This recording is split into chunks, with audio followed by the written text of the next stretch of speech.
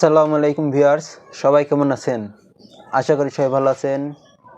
আমি আজকে আপনাদের দেখাবো কিভাবে আপনার মেসেঞ্জারে হোয়াটসঅ্যাপে কেউ মেসেজ দিলে পরে ডিলিট করে দিলে কিংবা আনসেন্ড করে দিলে সেই মেসেজ আনসেন্ড করে দিলে ডিলিট করে দিলে সেই মেসেজ আপনি কিভাবে দেখবেন সম্পূর্ণ প্রসেস আমি আপনাদেরকে দেখিয়ে দেবো ফোন স্ক্রিনের মাধ্যমে।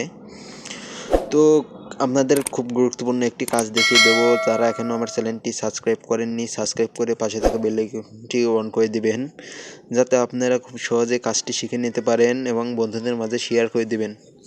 ফোন স্ক্রিনে আসার পরে আপনারা সিম্পল চলে যাবেন সেটিংস গিয়ে সার্চ বারে যাবেন। সার্চ বারে গিয়ে লিখবেন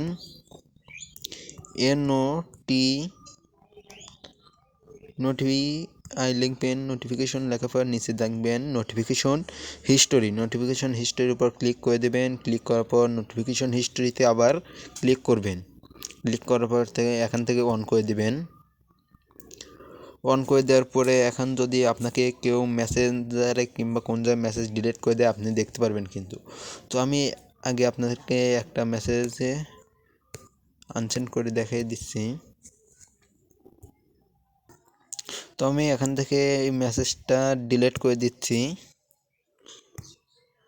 ডিলিট করে দেওয়ার পরে এখন যদি আপনাদের সেটিংয়ে যান, সেটিং গিয়ে আবার নোটিফিকেশন হিস্টোরির মধ্যে যান।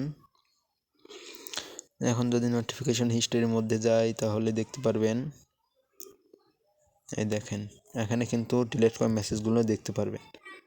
এই দেখেন ডিলিট করে দেওয়া হয়েছে। এভাবে আপনারা কিন্তু চাইলে খুব সহজেই দেখতে পারবেন। তো ধন্যবাদ। এখনও যারা আমার চ্যানেলটি সাবস্ক্রাইব করেননি, সাবস্ক্রাইব করে পাশে থাকা বেল আইকনটি অন করে দিবেন। ধন্যবাদ।